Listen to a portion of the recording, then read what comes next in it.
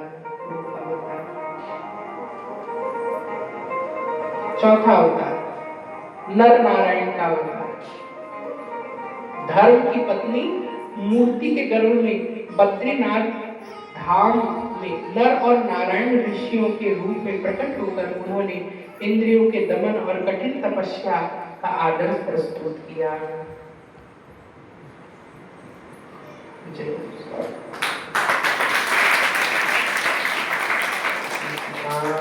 राम भगवान हो। तो हम कहाँ थे?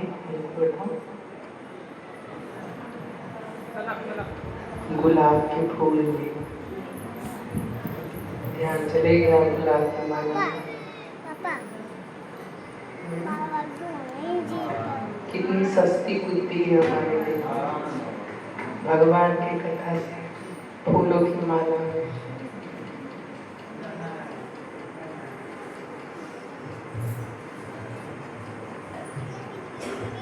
हार पहन के हार गए।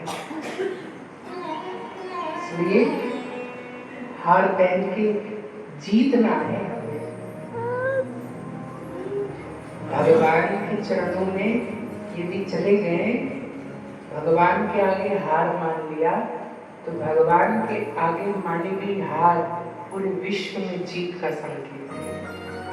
इसलिए भगवान के सामने तो हार मानी होगा, तब पूरे विश्व के सामने विजय होगी, तब पूरे विश्व के सामने जीत होगी। इसलिए वो हार नहीं है, वो वास्तव में जीत ही है।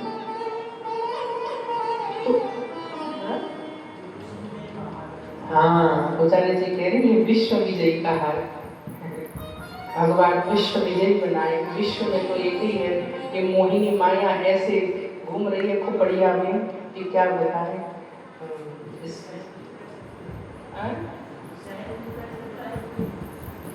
हाँ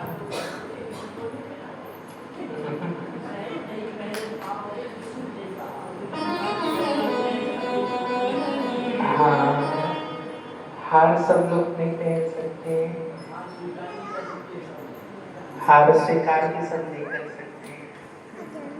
हार स्वीकार करना ही ये बात तो बहुत जरूरी है कि कभी कभी रिश्तों को सीधे बैठ जा जीतने के लिए कभी रिश्तों से हारना पड़ता है। हार करके जो जीत होती है ना, फिर वो जीत वास्तविक जीत है, फिर कभी हार नहीं होती। इसलिए और सबसे बड़ा रिश्ता तो एक ही है। ये दुनिया के रिश्ते के आगे नहीं हारना है। ये दुनिया के आगे तो आप कभी जीत ही नहीं पाओगे। वास्तविक जो रिश्ता है ना, त्वमेव माता च पिता त्वमेव बन्धो च सखा त्वमेव त्वमेव विद्या द्रविणं त्वमेव त्वमेव सर्वं मम देव देव। वही अवस्था, वही एक रिश्ता है। इसके आगे हम और कुछ नहीं जानते। यही बात चल रहा है। तो भगवान ने फिर अवतार धारण किया, चौथा नर नारायण के रूप में बद्रीनाथ किए। ऋषियों के रूप में प्रकट होकर उन्होंने इंद्रियों के दमन और कठिन तपस्या का आदर्श प्रस्तुत किया। फिर संतों के रूप में प्रकटे नर नारायण के रूप में। पांचवा अवतार फिर हुआ इनका, ये भी संत के रूप में हुआ, कपिल मुनि के रूप में। कर्दम मुनि और देवहूति के पुत्र के रूप में प्रकट होकर उन्होंने अपनी माता को शांति शास्त्र का उपदेश किया। फिर इसके बाद भगवान ने फिर कल्प गुरु अवतार धारण किया। गुरु दत्तात्रेय अवतार, दत्त गुरु, दिगंबरा दिगंबरा श्रीपाद वल्लभ दिगंबरा लोग कहते हैं ना। तो दत्तात्रेय का अवतार भगवान ने, देखो भगवान संत गुरु का ही अवतार धारण कर रहे हैं।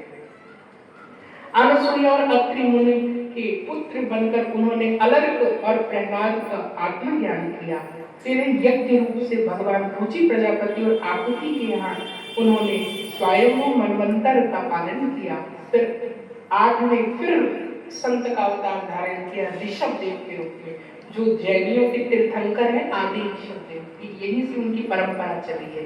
तो ये भी 8वें रूप में ऋषभ देव के रूप में भगवान ने अवतार धारण किया, राजा नाभि और मरु देवी के पुत्र के रूप में प्रकट होकर परमहंस मार्ग का उपदेश दिया और अंत में अमृत की चर्चा।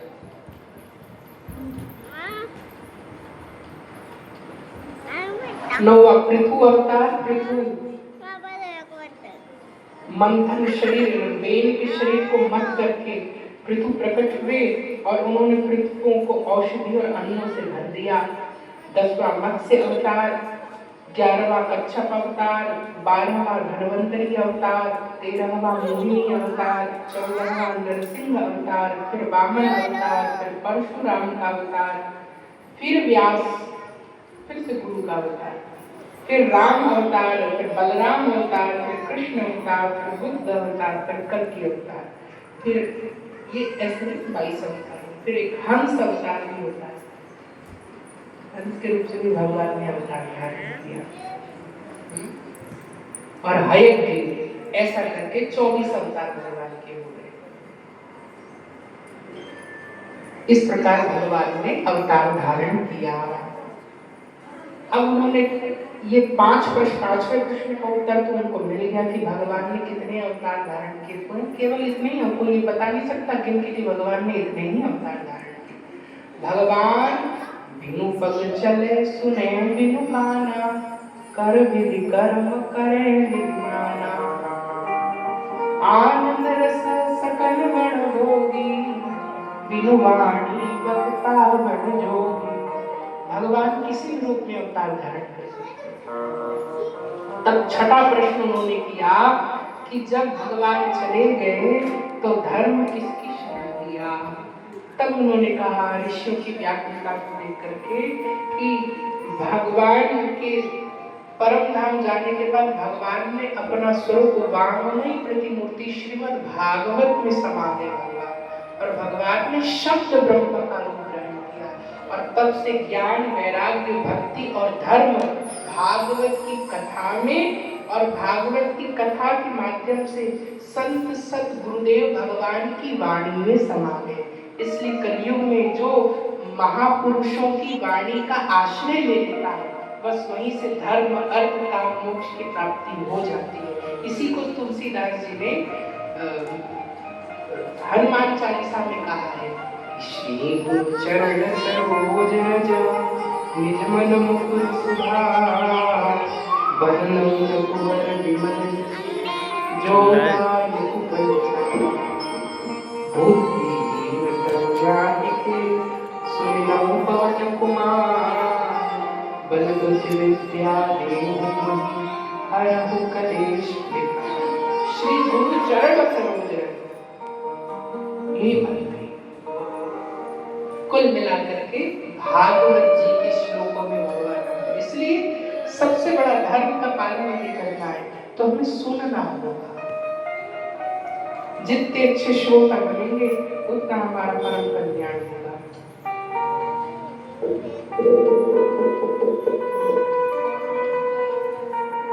भागवत ही साक्षात श्री कृष्ण है, इसी बात को कहा गया है। कलयुग का एकमात्र आश्रय भागवत जी है। न कलयुग में दान से, न तप से, न तीर्थ से काम बनेगा, न योग से, न अन्य कठिन मार्गों से, केवल केवल भगवान की कथा से। शब्द ब्रह्म का स्वरूप ही है, इसलिए कहा भगवान की वांगमय प्रतिमूर्ति का आश्रय ले लो। सूत जी ने बताया कि यह पुराण केवल एक ग्रंथ नहीं है बल्कि ये वो महा औषधि है। कलयुग के समस्त विकारों को दूर करने के लिए वो अमृत रसायन है जिसको देवता लोग पाने के लिए तरसते हैं। इन 6 प्रश्नों के उत्तर के बाद आगे भागवत अपने स्वरूप में आता है और राजा परीक्षित जैसे महान भक्त के जन्म का कारण बनता है। उन्होंने कहा कि ये भागवत आप बता रहे हैं वांगमयी प्रतिमूर्ति में भागवत जी में धर्म समा गया, तो ये भागवत लिखा किसने, भागवत की रचना किसने की और परीक्षित को श्राप लगा कैसे। तो फिर यहाँ से प्रश्न पकड़ता है कि व्यास जी के मन में असंतोष था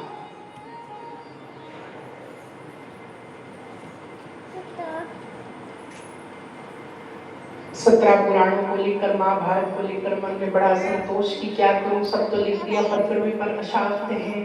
उनकी अशांति को देखकर नारद जी वहां आए। नारद जी ने कहा कि देखो अभी तो तुमको ये ज्ञान पता है, फिर भी तुमने सब कुछ लिखा, लेकिन मूल जो वेद का मूल सारे भगवान की कथा अमृत को तुमने नहीं लिखा, उनके चरित्रों को नहीं लिखा। भगवान से दिव्य प्रेम हो ऐसे चरित्रों को तो तुम लिखो। तब भगवान की दिव्य लीला गुण का अनुवाद करने की प्रेरणा व्यास जी को दी। तब व्यास जी की कृपा, नारद जी की कृपा से व्यास जी ने उसे 18,000 श्लोकों के रूप से लिपिबद्ध किया।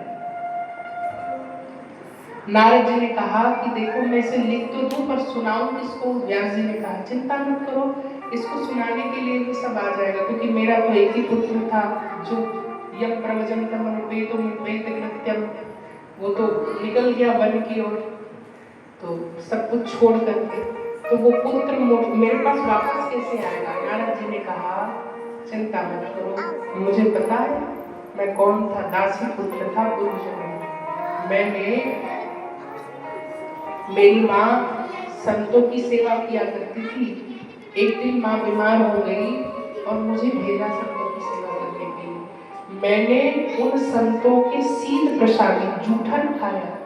संतों के जूठन पाने से ऐसा प्रताप हुआ कि मेरी बुद्धि इतनी पवित्र निष्काम हो गई कि मुझे भजन करने लगा।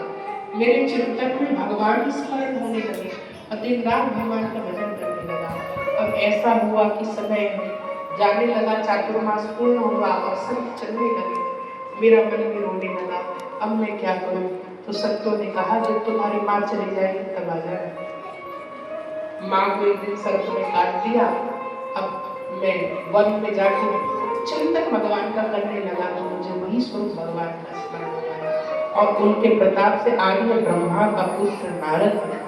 ये किसकी कृपा है? संतों की ही तो कृपा है। उनकी शीत प्रसाद यदि मैंने पाया होता तो आज। और देखो जब मैं नारद बना तो मैं दिन रात भगवान का गुणगान करते रहता। भगवान की गुणगान करने से भगवान इतने प्रसन्न हो गए कि उन्होंने मुझे वीणा दे दिया।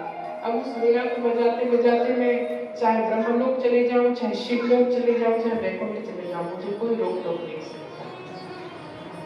तो इसी प्रकार तुम भगवान के नाम का गुणगान करो और तुम्हारे नाम के गुणगान से सब अपने आप हो जाएगा।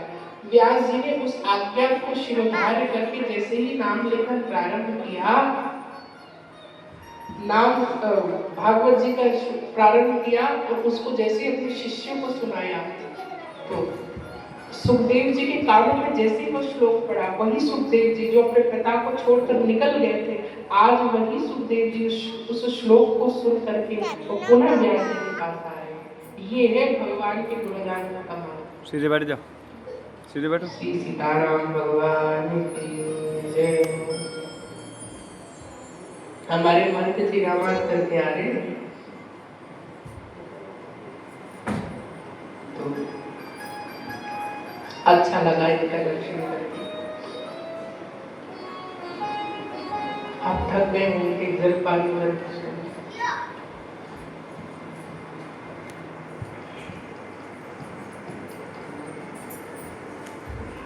साल भर के लिए इनके अनाज की व्यवस्था स्वयं अकेले मेहनत करके करते। साधु साई शारीरिक जो श्रम है खूब लगता है, ईमानदारी से इनका श्रम जो हम लोगों को खूब राहत मिलता है, जो चैन से हम लोग रोटी तोड़ पाते हैं भगवान के लिए। राम जी की कृपा इन्हीं के माध्यम से और सब भक्तों के माध्यम से हो रहा है। तो हम क्या कह रहे थे?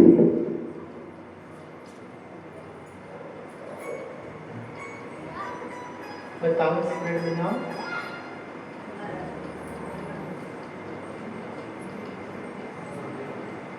कि व्यास जी जो पहले सुखदेव जी व्यास जी को छोड़कर निकल गए थे, सब त्याग करके आज उन्हीं श्लोकों को सुनकर वो पुनः व्यास जी के पास आ गए, मुझे और श्लोक सुनना है। तब व्यास जी ने उन्हें विधिवत 18,000 श्लोकों को सुनाकर उन्हें अधिकृत किया। यहाँ से भागवत जी का प्रणयन हुआ।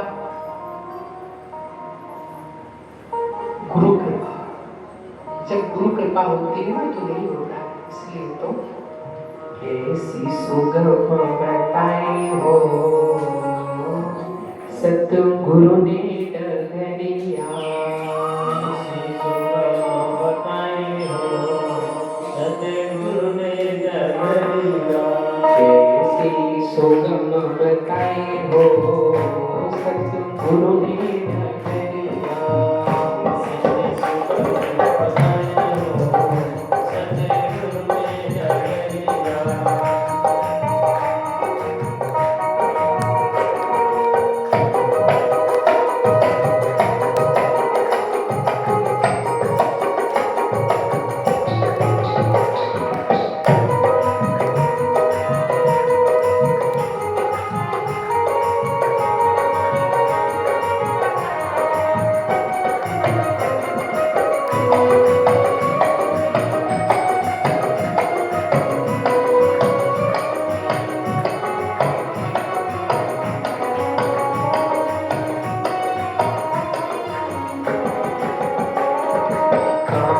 क्रोध मद लोभ मोह सब, काम क्रोध मद लोभ मोह सब, दुर्गति दूर भगाई हो सतगुरु ने डगरिया,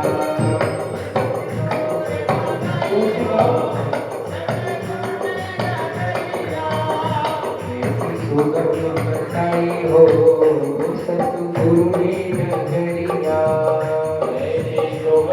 बताई हो सतगुरु ने डगरिया, क्या करते गुरुदेव? काट दिए मग के घर सगरे,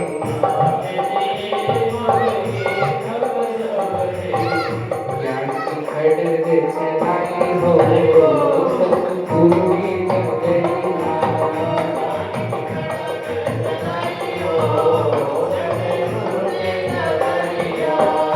ऐसी सुगम चलाई हो सतगुरु ने डगरिया,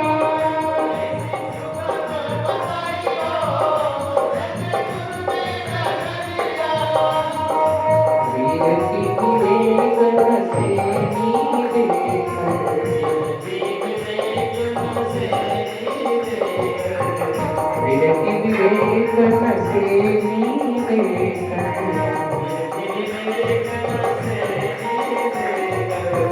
जगत में ढंग पहुँचाई हो सतगुरु ने डगरिया,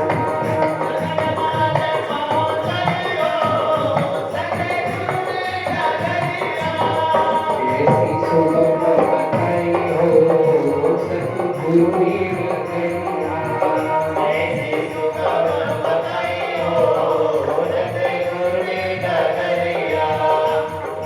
सत्य पलंग नरमादिक पाए, सत्य पलक धर मादिक पाए, सत्य पलंग नरमादिक पाए, सत्य पलक धर मादिक पाए, शांति की सेज बिछाई हो सतगुरु ने डगरिया,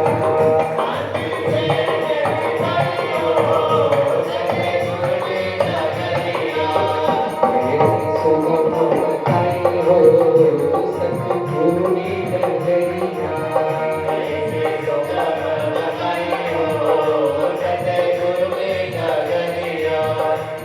गुरु जी एक बार मार्ग प्रदर्शन कर दे, आंख मूंद करके उस मार्ग में चलने लगो, आपका वहां ही सब कल्याण हो जाएगा। जो बात समाधि से न बने, जो बात जब तक से न बने, वो बात आपकी केवल गुरु की आज्ञा का पालन करने से।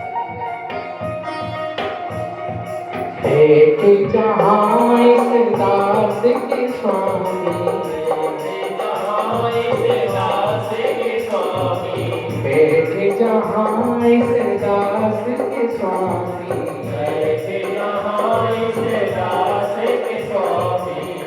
अचल समाधि लगाई हो सतगुरु ने डगरिया,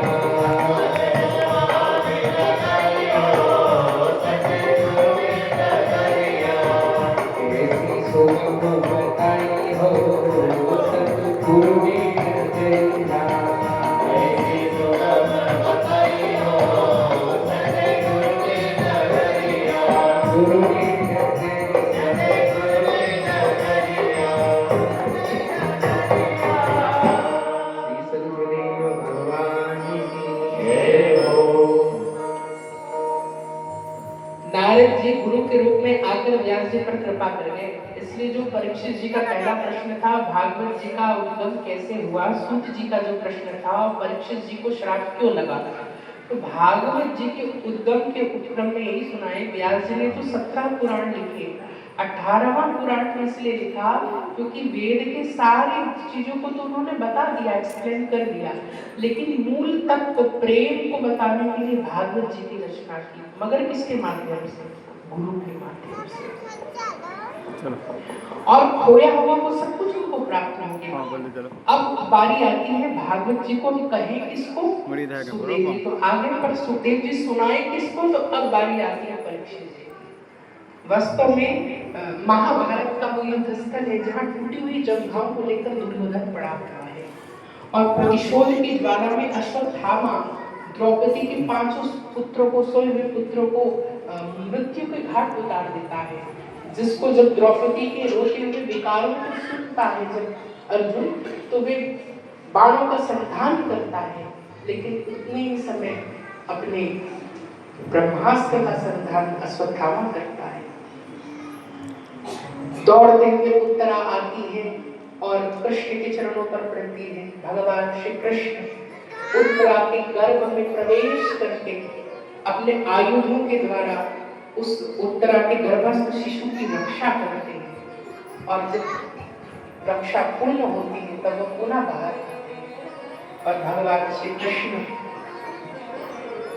कुंती से जब भेंट होती है तो कुंती से स्तुति, भागवत के प्रथम स्कंद का पहला स्तुति कुंती स्तुति। ऐसे कोई स्तुति का प्रकरण हम करेंगे तो आज पूरा दिन चले जाएगा, लेकिन इसका एक बहुत महत्वपूर्ण प्राण है। जब वे ये कहती है गोविंद कृष्णाय वासुदेवाय देवकी नंदनाय च नंद गोप कुमाराय गोविंदाय नमो नमः।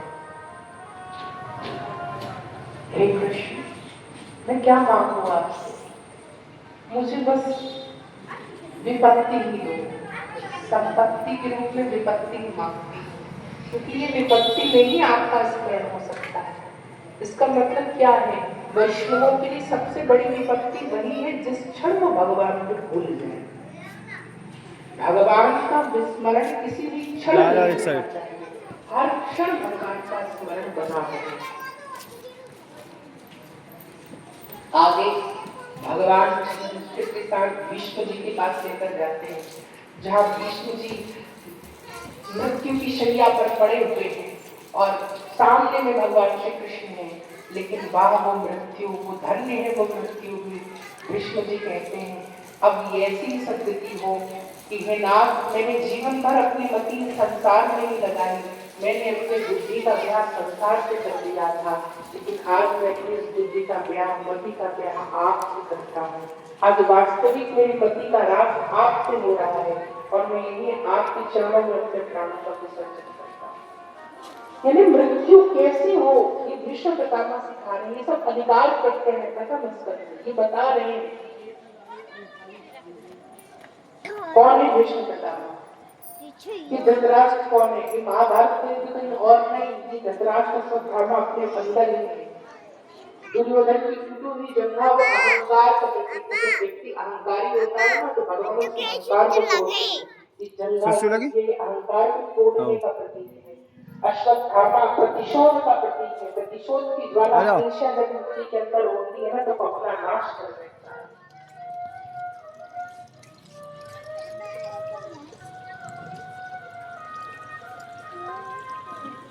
आगे परीक्षित के जन्म की कथा आती है। भगवान के परम धाम दर्शन करने के बाद युधिष्ठिर जब स्वर्गारोहण हो जाते हैं